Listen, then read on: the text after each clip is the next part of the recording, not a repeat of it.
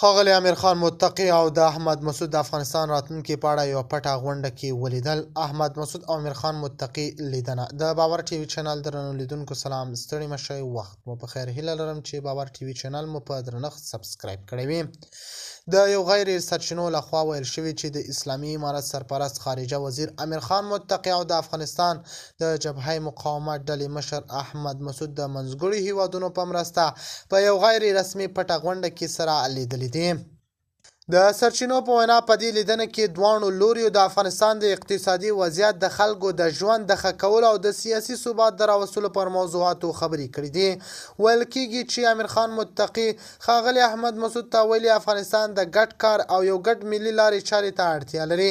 موږ هر هغه څوک ته غوږ نیسو چې د هیواد د سوکالۍ لپاره رښتینی نیت ولري. ښاغلي احمد مسعود هم د دغې لیدنې یو د باور د جوړولو مهم ګام بللی او ټینګار کړی چې افغانستان باید د داخلي یووالي له لارې نړیوال باور بیرته ترلاسه کړي.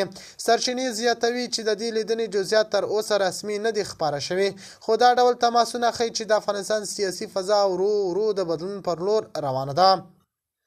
بل لور ته ملا یعقوب پاکستان ته سخت پیغام ورکړی. د افغانستان د خاورې د دفاع کې هیڅ ډول سازش نه منل کېږي. د دفاع وزارت سرپرست وزیر ملا محمد یعقوب مجاهد پاکستان ته په کلکو ټکو خبرداری ورکړی چې د افغانستان د خاورې امنیت او حاکمیت د امارت لپاره سور کرښه ده او هیڅ ډول تجاوز ته به چوپ پاتې نشي. ملا یعقوب د امنیتي چارواکو په یو غونډه کې ویلي دي چې موږ د ګاونډیانو ته احترام کوو او تر هغه وخته چې زموږ احترام وکړي، کله چې زموږ احترام هغوی تر پښو لاندې کړو نو موږ به هم تر پښو لاندې کړو او په سرونه به یې وخیژو. د باور ټي وي چینل درنو لیدونکو دا و زموږ ته د مهال چمتو کړی خبر تر بیا خیر شری.